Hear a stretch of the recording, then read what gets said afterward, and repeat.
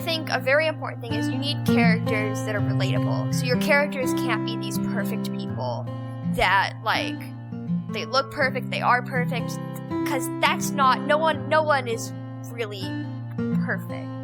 You need to have characters that are flawed and characters that have understandable problems.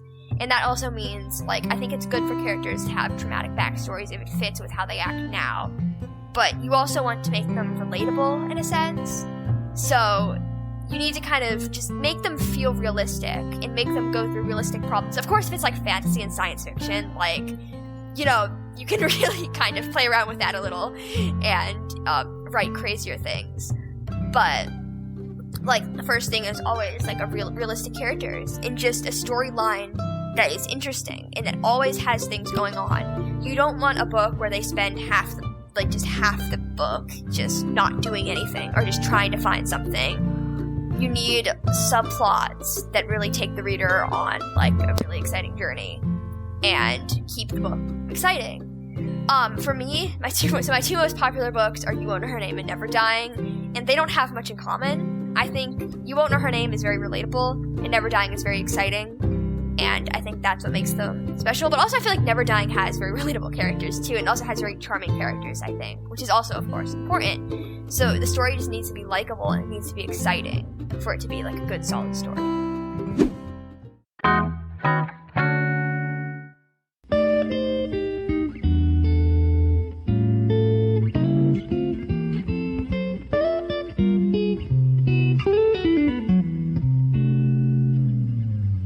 Okay, I'm so excited. I have a young guest. I'm like, oh my gosh, when I just came across my email that I had a chance to talk to my next guest, I was so excited. A, because this author is a writing machine. B, she's just a wonderful person to talk to. And C, she's like super young and talented and all of the things in one. Shanti is with me today. How are you? I'm great. How are you? Oh, gosh. Okay, so for those listening that are listening right now, and you're not seeing this, you will see it on YouTube, but those listening, Shanti, how old are you how old were you when you started writing your first book? So I started writing my first novel when I was 12 years old. And I published my first book when I was 12. 12 years old. Okay, when I was 12, Shanti, I was learning how to play baseball, ride a bike without falling over, and probably playing video games. So, do you have time for any of those things or no? No. I mean, sometimes. Sometimes. Back when I was, like, writing my first book, I definitely had more time because it was just writing. And I would watch Star Wars movies on repeat while I wrote. Now I have some time to, like, hang out with friends and stuff, but I don't have, like, a ton of time.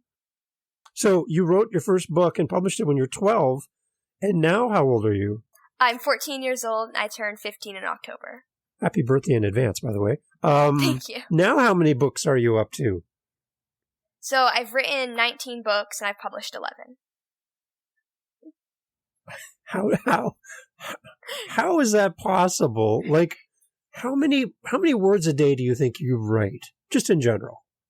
So on school days, I write 1,000 words a day. On weekends and during the summer, I write a lot more. Over the summer, at one point, it was 5,000 words a day, and I finished that book that I was doing that on very, very quickly. But it definitely depends on the book and how much, like, I'm able to do. So the one that I'm working on right now, I actually started it over the summer. And I was at probably 3,500 words a day. I think then 3,000. I started going kind of lower to 1,000. And then by the time school started, I was back to my 1,000 words a day. Okay, I don't even think I know 5,000 words. And you're doing that in a day? Like, okay. Okay, where does this come from? Like, where does your drive come from to write? Like, why is this so important to you? And why does this light you up so much? Honestly, it's a whole bunch of things. Mainly, I love creating these, like, complete new worlds and stories and characters. It's a really incredible feeling to write an entire book and then go back and look at the characters and realize kind of how real they've gotten throughout the story. It's like, okay, this is something that came completely from my imagination. How? And it's so weird. But I just love, like, just creating things, and I think often, this is kind of a big one, but when I was a kid, like, I did really like to read, but there weren't many books that I actually, like, really, really enjoyed. So, like, I kind of thought, like, why not write the books I want to read? So, do you dream stories when you're sleeping and wake up like, oh, I got an idea? Does that happen to you a lot? Definitely it does happen a lot. Often, like, I will have a dream and I'll be like, oh, I should write this into a book. Although last night I had a dream of my teeth falling out, so I'm pretty sure that won't make it into a book. But okay, good. It's, like, sometimes I will have dreams that do really feel like I could write this into a book. Like, this would make an amazing book.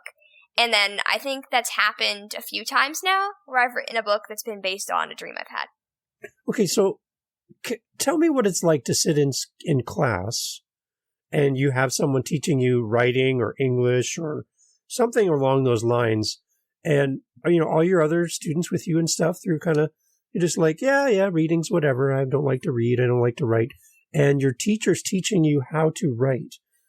And you're sitting there as an author with 19 books at your age going, yeah, I could probably help teach the class a little bit. Like, I've written a lot. I've got a lot of experience. I'm on podcasts. I'm promoting myself. I'm doing all the things. Like, do your teachers get a little intimidated by you? I would be. If I was your teacher, I'd be like, Shanti, you come and teach class. I'm going to go sit down and listen to you. Like, does that happen?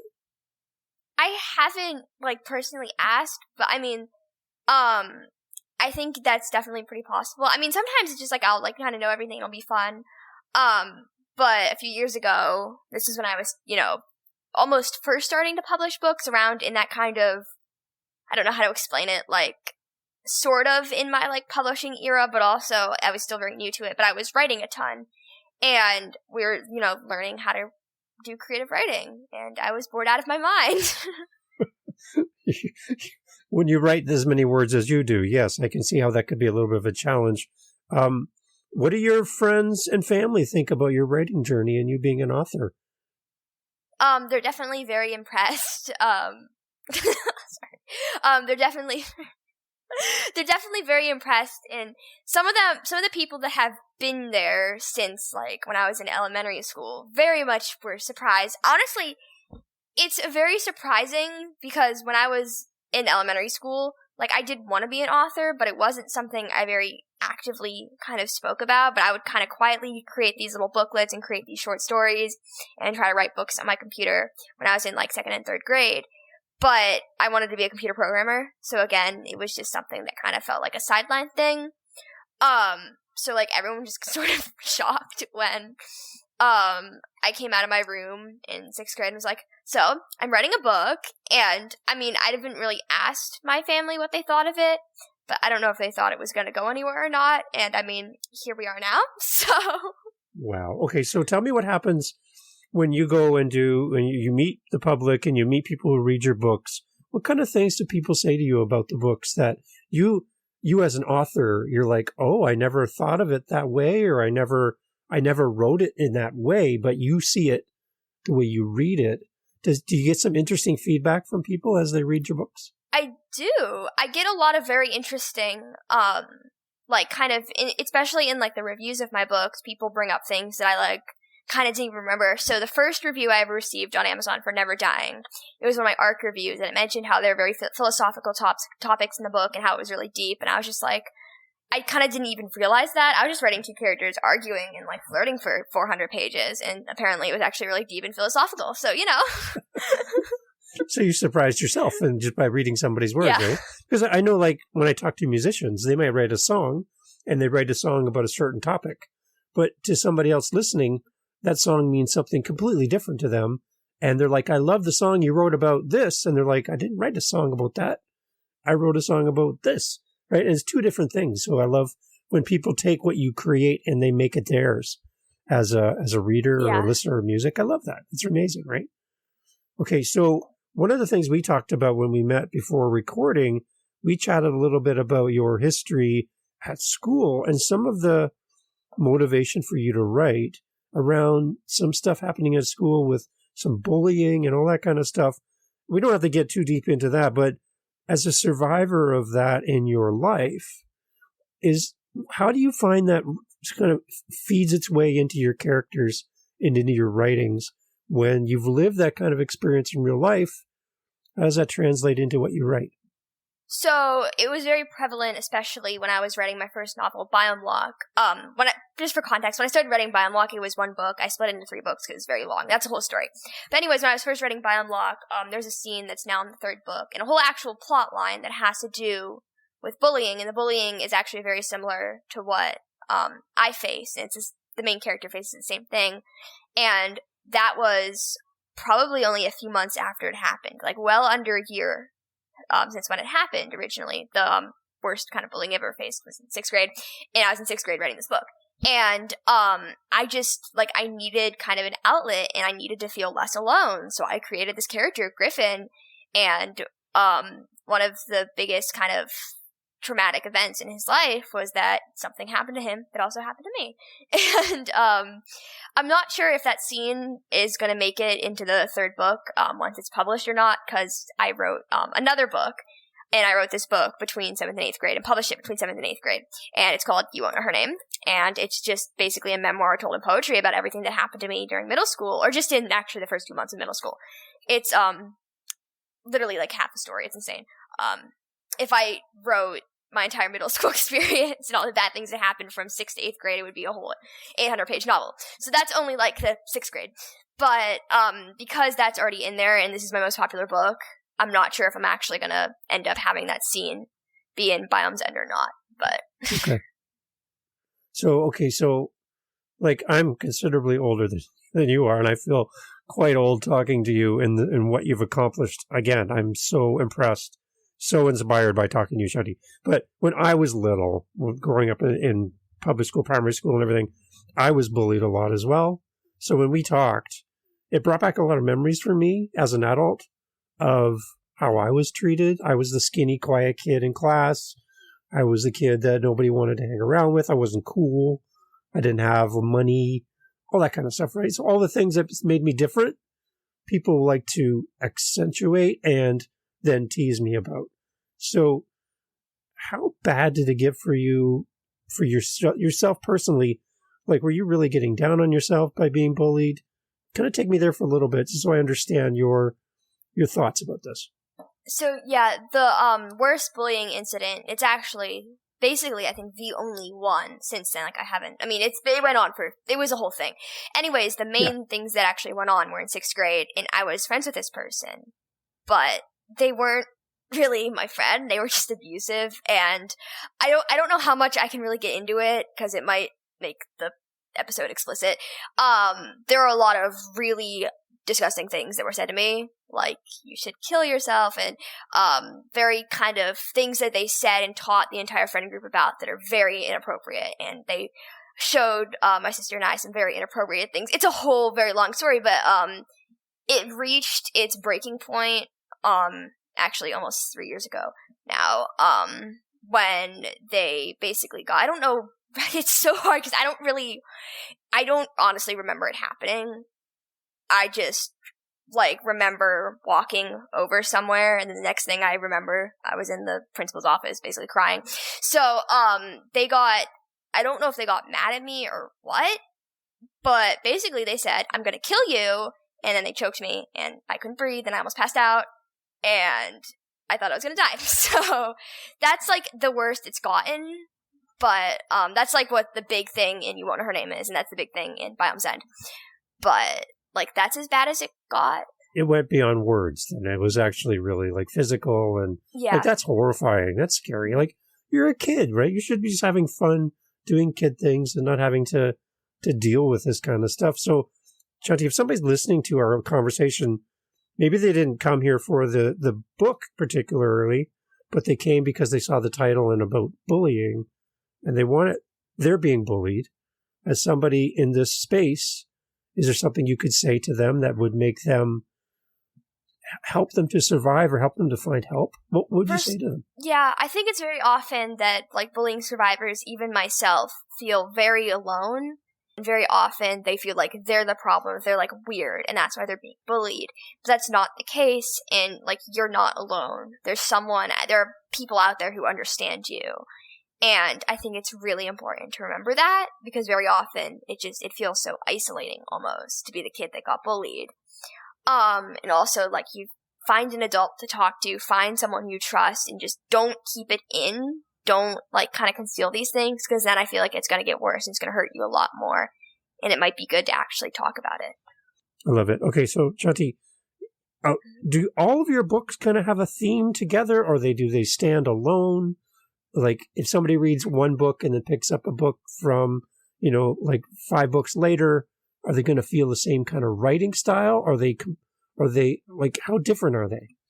I think that, so most of my books are in the same genre. So I do write a lot of YA dystopian because like in science fiction, because like I was in middle school for half of them, and like I feel like every middle schooler goes through the YA dystopian phase. Just mine was writing it instead of reading it. So a lot of my books are either YA dystopian or science fiction. And so because of that, like honestly, they are similar in many ways, but also they're not. I also have another paranormal fantasy series, and I have my poetry, but that's like it for now. I'm gonna work on a high fantasy novel soon. But like honestly, it's kind of a complicated answer. You can pick up one of my books and read it, and like then pick up another one, and you won't believe the same person wrote them. Mainly because my writing style has changed and evolved so much that it's insane. I mean, I'll go back and I'll read like the Biome Lock, and I'll be like, wait, I wrote this? And then I'll read Never Dying and be like, this is so much better. How did I write this in like a year difference? But so I think they are very different. In terms of themes, a lot of my books follow similar themes, but they all sort of have a different theme. It depends a little. Like, but yeah, I think, they're all very different. So, okay, how did you get to this space as a writer, the maturity and how you present yourself and how you're organizing your thoughts? And I think you've said 5 words that I have to go look up after on Google. So where does this come from? Do you have like a writing coach? Do you have a mentor? Do you have an author that you look up to? Like, what sparks this fire for you? I do have a writing coach who really does help me, like, just mainly, like, a lot of the time, like, I have a ton of questions about the publishing world, and, like, Google can't answer them, or, I need help with, like, a plot hole or something. I think that's especially helpful. I think it is really good for some people to have someone you can, like, look up to and ask who knows what they're doing and knows what they're talking about.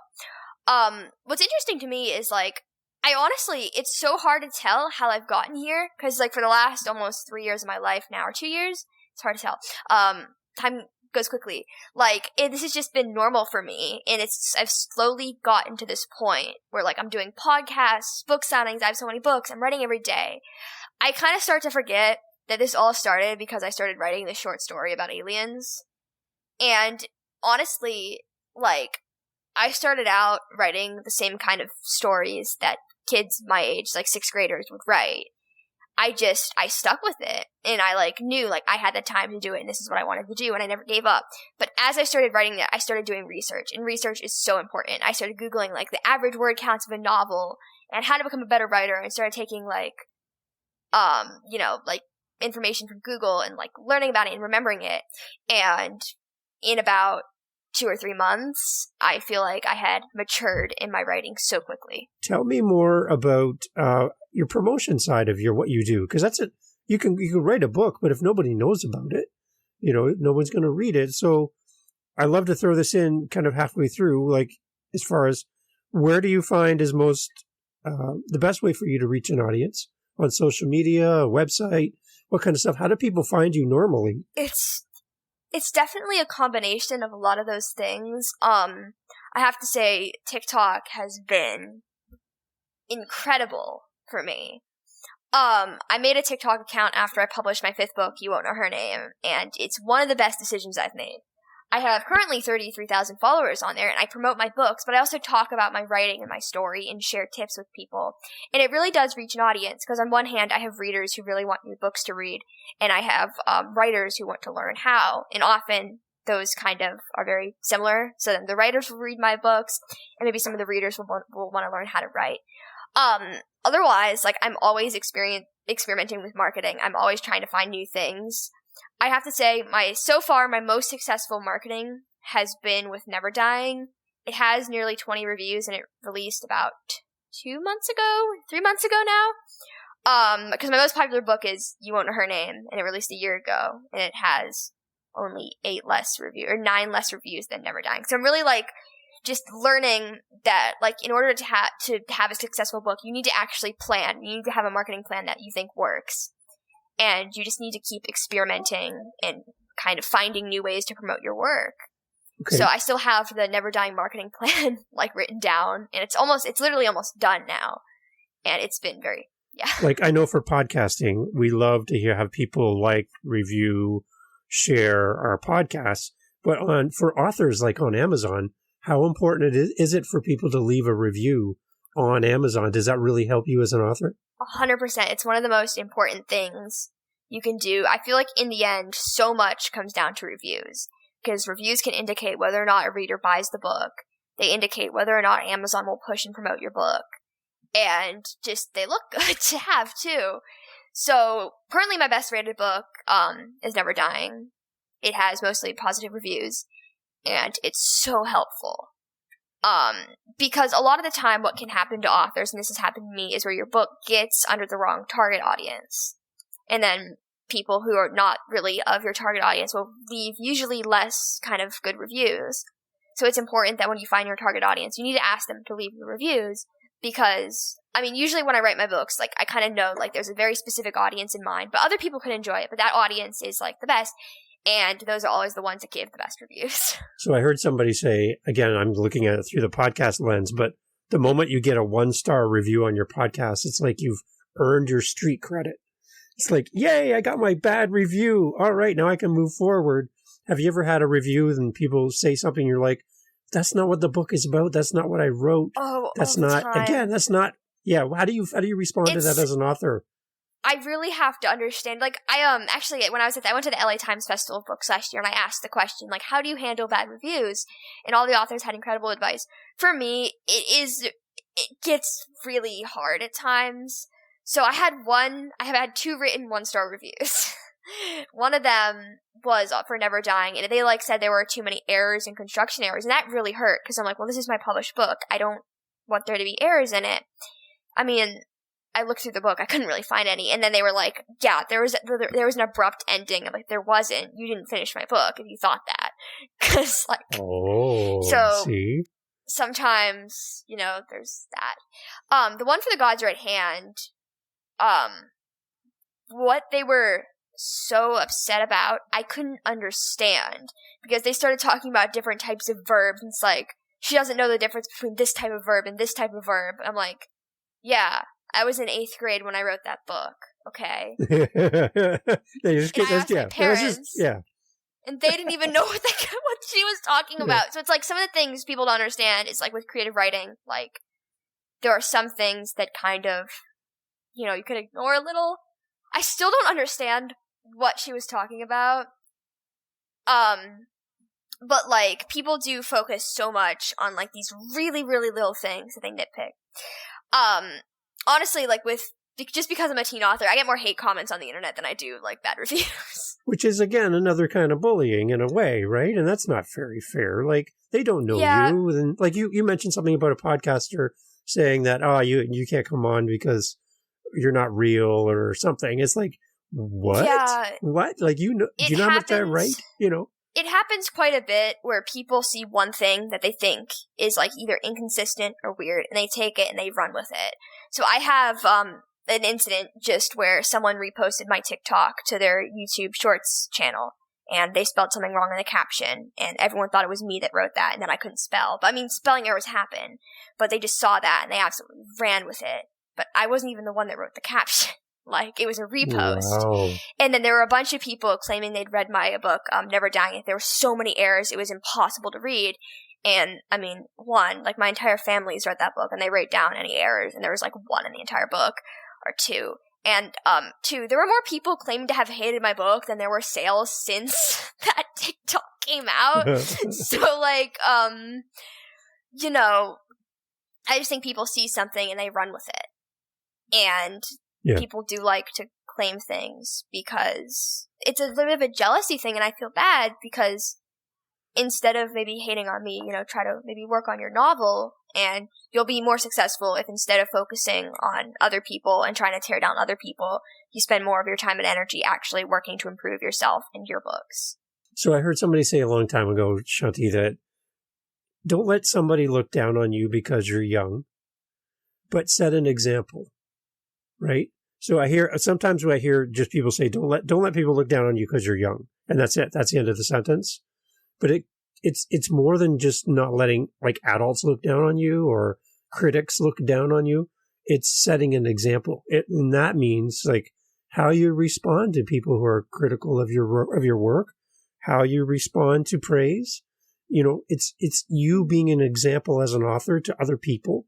And that's how you can stop people from looking down on you. Yeah. You're an inspiration. Like, it's amazing. Thanks. It's like with authors, I think, like, I don't like, I've never said anything about another author's book that I don't like. And there are books I've read that I don't like. This is the reason, like, I don't leave negative reviews for books if I don't like them, which can be hard at times, so I have to admit. Like, there are books that I won't enjoy, but I usually just don't review them. And I think that's something a lot of authors do. Of course, readers, it's fine to leave negative reviews. Like, it happens. It's a part of life. But, like, as an author, I always feel really bad when I don't enjoy books. I don't leave negative reviews. I won't, like, hate on a book or talk about how I didn't like a book online. Or if I find an error in a book, like, I mean, it happens to authors. There are going to be errors in your books. Especially, like, I'm self-published.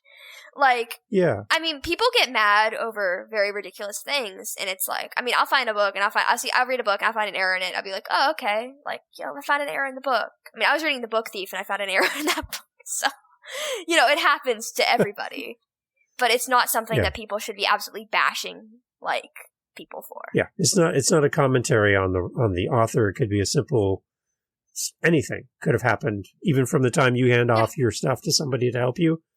Anything can happen. So, tell me more then about your writing process. Like, you're going to start a new book tomorrow. What's one of the first things you do in crafting a story? How do you build that? So, usually I start planning my next book while it's so complicated. So, for example, I'm currently writing a book. I'm currently editing a book, and I'm currently planning a book. Usually I don't start planning a book until, like, I'm close to being done and I have this concrete idea. So right now I'm currently editing Never Taken, and that's been very slow. I swear I've only been doing it, like, on the weekends because I have no time and I want to also be focusing on writing. So I'm currently editing Never Taken, and I'm currently writing, this new book called Little Green Man. I'm very close to 70,000 words in it, and I think I'm almost done with the first draft. And then I'm also currently planning a new book that I don't have a title for. I only have, like, the basic plot, some of the world building done, and then the characters. I don't have the character's name, I just have a bunch of name ideas, and I know approximately, like, who the main characters are going to be. So, with that, I'm hoping to start the day after I finish. And then Little Green Man, I'm not sure what I'm going to do. I'm probably going to start editing it after I do Never Taken, which should be in, like, a month. And then I have another book, The Bane of Angel Fall Academy, that I've been, like, in my free time, sort of, writing. I've just been marking up the book. You have free time? Usually it's... How do you have free time? It was, I was reading it before, like, I go to bed. I might start doing that again. So chances are I might do that book, then Little Green Man. It's very complicated. But yeah, it's just a ton of work, and I feel like I have a never-ending, kind of amount of books to do, because, like, I have still books on my backlog from, like, a year ago that I need to still go through and edit again, or I need to do another draft for, and it's, like, kind of the work is never complete. But it's also good, because I've, like, I've always have books that, like, I can release. So I have this very kind of concrete release plan. Have you ever had writer's block? Have you ever got to a point where you're like, oh, I don't know where the story's going next, I don't know what to do? Has that ever happened? Sometimes. It usually lasts about an hour because I'm like, okay, if you don't think of something, you're not going to write today. And that can't happen. So, then I usually do think of something that could happen. Sometimes I sit and I listen to music, or I go on walks, and it very much helps. Often when I feel like I can't write, it's when I have to write an extremely important scene in the book, and I'm like, I have no idea how to approach this. How can I make this right? This needs to just work. So that's sort of happening right now. I haven't actually written today yet. I just got back from breakfast, whenever. I got back from breakfast 2 minutes before I was supposed to be on here. So, wow. Honestly, those scenes are just very exciting to write. I just have to get past the build-up. So I'm really hoping that I'm going to make serious progress on Little Green Man today, and perhaps finish it on Monday. And then, so come Tuesday, I'm going to start the book 20, and I am so excited for this book. I'm really hoping it's going to be pretty good to get through, because my goal was that I want 20 books written by the time I turn 15, and my birthday is on October 15th, so I have about a month and a half. Wow. Wow. Okay. So for you, does the title of your book come near the end of the process, or have you had titles of the book before you started writing? I've had titles of the book before. Okay. And I've had titles of the book in the middle. Usually, it's right in the middle of the book, sometimes towards the beginning, where I just think, and I'm like, wait, this makes sense. Little Green Man is an interesting story, because there's a website called Book Cover Zone, and it's like pre-made covers, but they only sell once, and the covers are so pretty. I was just like looking on there, and I saw this cover with an alien on it, and Little Green Man is about aliens. The aliens aren't actually little green men, sort of. It's complicated. And I was like, oh my gosh, I want this cover.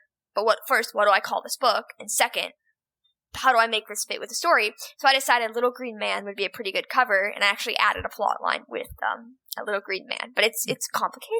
Wow. In terms of how it works. But so it's like little things like that kind of indicate the title. Otherwise, some of my books I've struggled so much. By Unlock is the only book that I actually knew the title before it was out. Before I was even started. Yeah. But Never Dying took me months to figure out the title. I tried everything, and I couldn't do it. And then I was looking up synonyms for the word immortal, and Never Dying, but there's a dash between it, came up, and I was like, I like that, but I don't really like the dash, so I'm gonna remove it, and it's gonna be non-hyphenated version of that word. And that's how I came up with Never Dying. And then the sequel, and then the third book, which I haven't started yet, was just other words that started with never, but the other two actually aren't words. So okay. So, what is the key to a good story?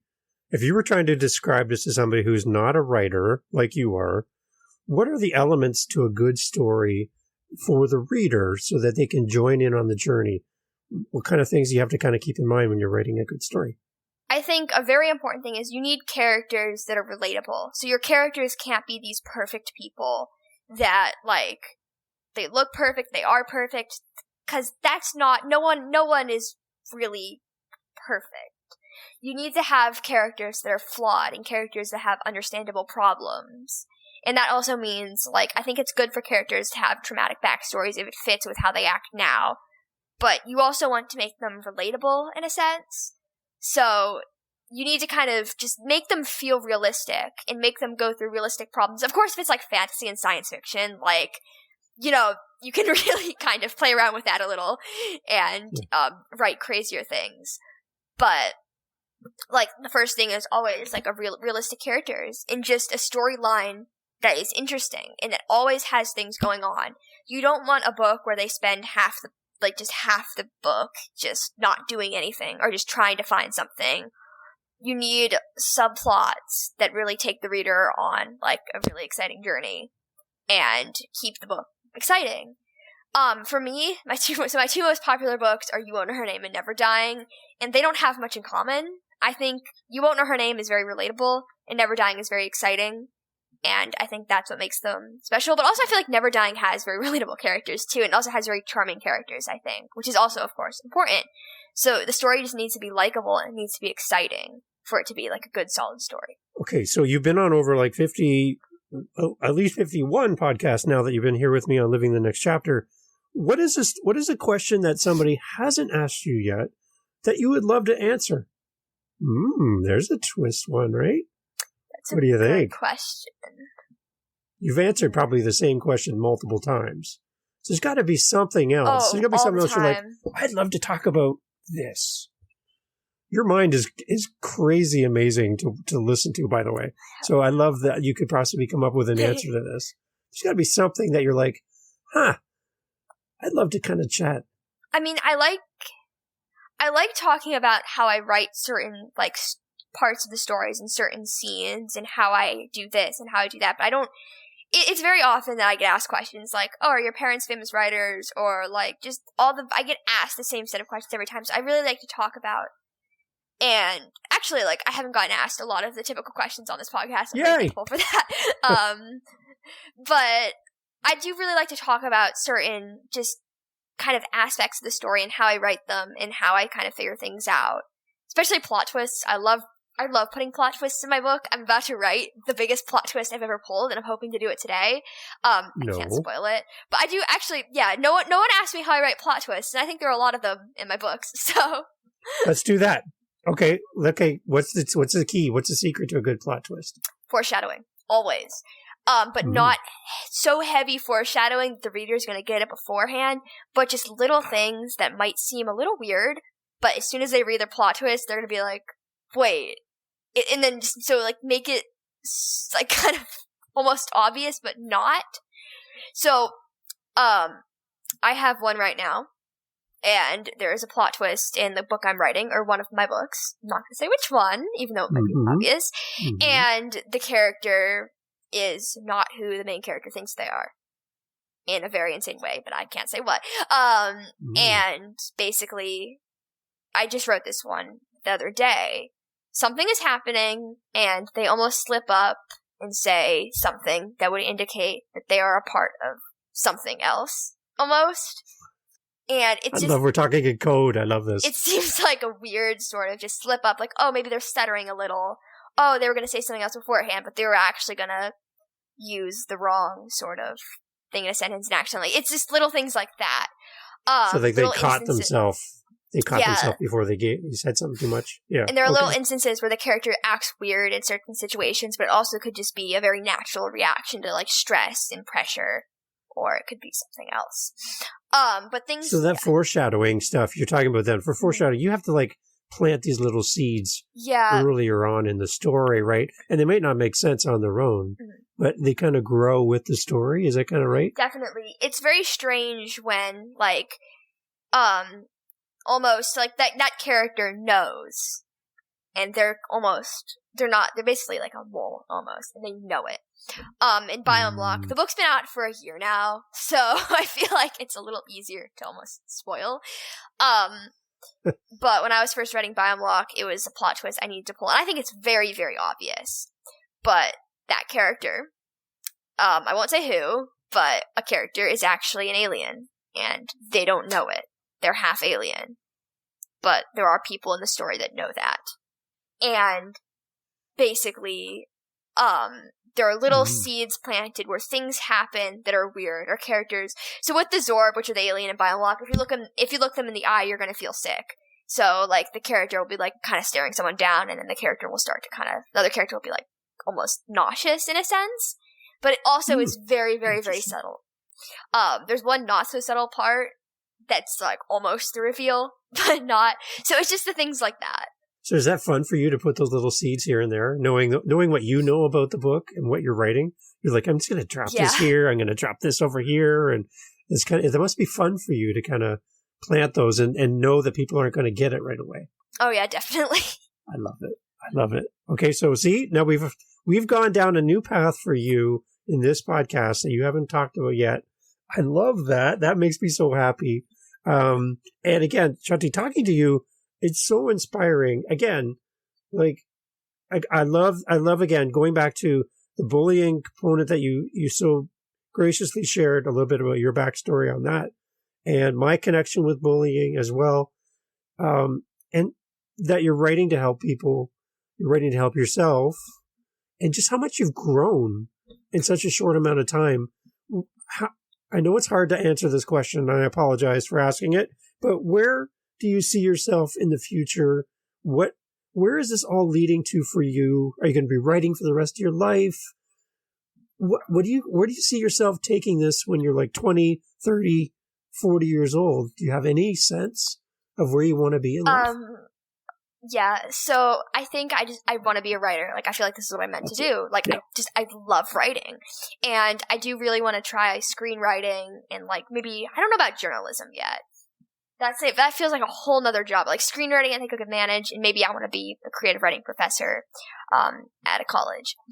So, first off, I do want to go to a good college. I have dream colleges, and I think, like, my books can help me, get in. Yeah. And I do, like, I can get so specific with this. I do think, like, I really want to, maybe I want to live in, like, a really big, mysterious house. But I also want to live, like, within, like, with near city access. So, like, I don't want to live in the middle of nowhere. I don't think I'd survive. So maybe I was thinking, like, maybe, like, upstate New York or something. And I want to write. I want to help people. I want to teach people to write. But I also want to write a ton of books and maybe still help people with my writing. So just Awesome. things like that. Okay, so if somebody's a new author, we talked about this before we record, if you could give a new author, maybe somebody your age or younger, or older, you want to give them a little bit of just encouragement on starting to write. They haven't written anything yet. They haven't written a single book yet, but they want to. What would you say to them as far as what's the first step? What do you do? So this sounds so obvious, but it's also something that a lot of people really need to hear. I think this applies to both young authors and older authors who think they're too old to write a book. Don't let your age get in the way, because your age can't define what you can do. I think there are teenagers who are literally better writers than most adults, and then there are adults who are obviously better than most kids. And it's all about practice. It's all about setting goals and building habits. So that kind of leads me to my second thing. Write every single day. I think it's really good if you write the same amount every single day, because then your brain is actually building a habit of just writing a certain amount. And when you do that, like, it just becomes second nature at some point to write, but you're improving tremendously with each day you spend writing. Yeah. So I think that is, particularly helpful. Other than that, I'd say to go online and do your research publishing, marketing, just in your spare time. Just look up things related to writing and learn and remember things, because it's also super helpful if you just kind of learn. And even if you might not need the information you're learning about right away. Like, I was researching publishing, like, as I started writing my first book, but then it actually helped me when it was time to publish. So, just things like that. Okay, Shanti, so thank you so much for spending time with us today. You mentioned TikTok. If somebody was trying to find you and wanting to interact with you or send you a comment after the podcast or ask you a question, what is the most common place where you live online where people can find you to ask questions? And then as well, a website, any of that stuff. We'd love to share that as well near the end. So my TikTok is at Shanti Who Writes, and that is a really great place to find me. I try to respond to all my comments, though I get quite a bit. So if I don't respond to your comment, send me a DM or DM me on Instagram, which is probably better. Also, I have so many Instagram DMs. So just if you want to contact me, and if you message me on, like, Instagram or comment on my TikTok and I don't respond in a week, just do it again. Like, yeah.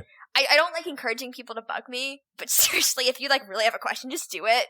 I get a lot of spam questions or questions that are very poorly worded. So also, if you want to ask me a question, make sure it is, and that is hard for people, like, if you have a question, just make sure it's understandable and very clear and doesn't go on for very long. I have questions that are, like, an entire paragraph in one sentence asking for something, and I can't, like, respond because I don't even know what they're trying to ask.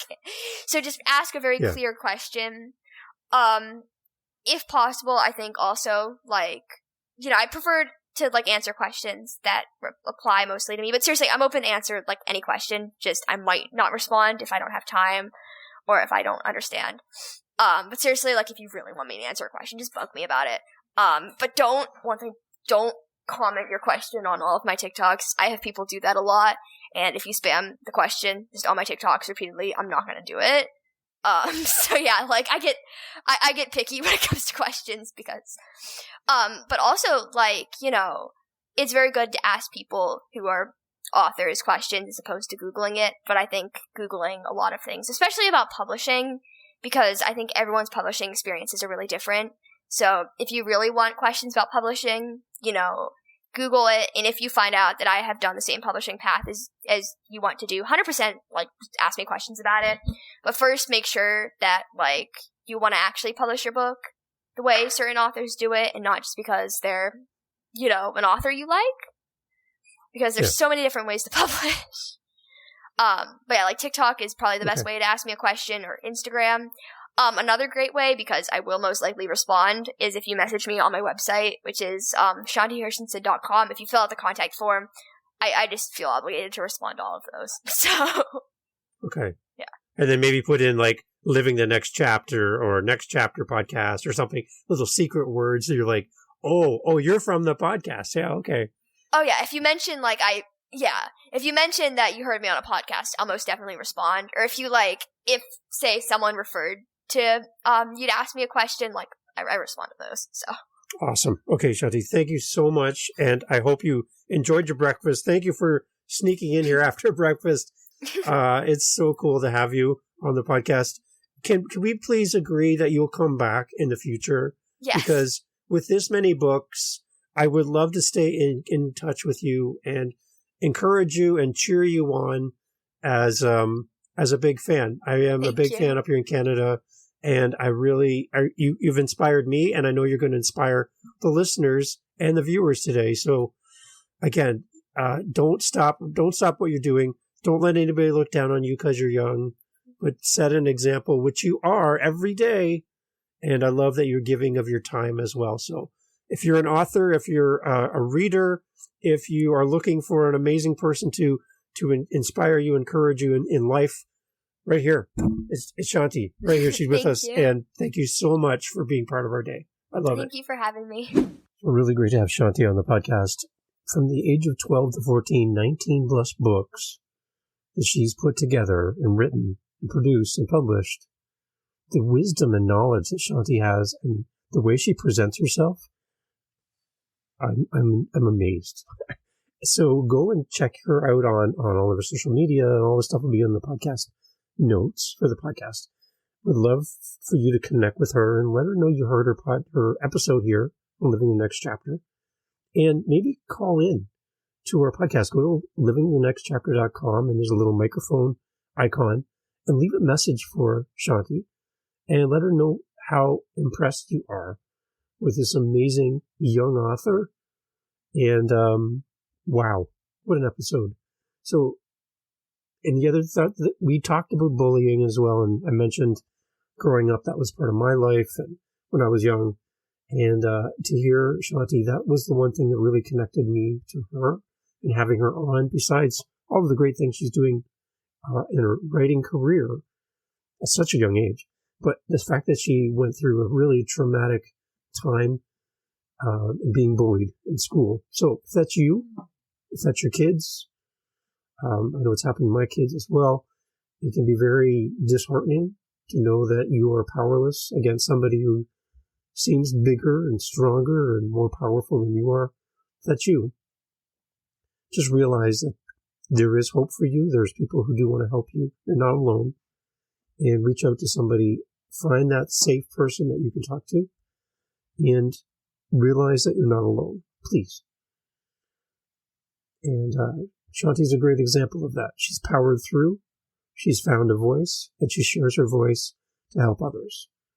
Take your message, take the things you've learned in life, and let them become something that helps somebody else.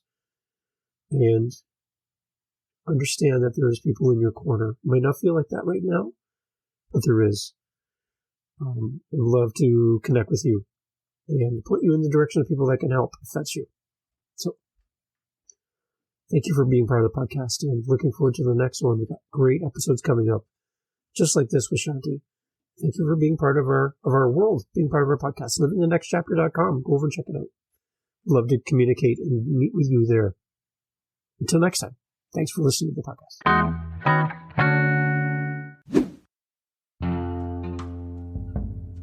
Hey guys, thank you for listening to the podcast. Jump over to livingthenextchapter.com, our website, and you will see a spot where you can leave a voice message. We'd love to hear your feedback. We're trying to make it as easy as possible to hear from you. So if you want your voice on this podcast, yes, that's possible. Go to livingthenextchapter.com. Click the little icon, little microphone icon. Leave a voice message. And we'll insert your message into the podcast. Tell us where you're listening from. Tell us your favorite guest. Maybe there's a guest we should have on the podcast. Maybe you should be our next guest. Leave us a message at livingthenextchapter.com. Again, thank you so much for listening. Please share this podcast episode with one person. That's all we're asking. Meet you over there at livingthenextchapter.com. Thank you for listening. Thank you for sharing. Love to hear from you. Till the next episode. It's coming up right away. Be sure you hit that subscribe button. Thank you for being part of Living the Next Chapter. Thank you for supporting our guests. Have a great day.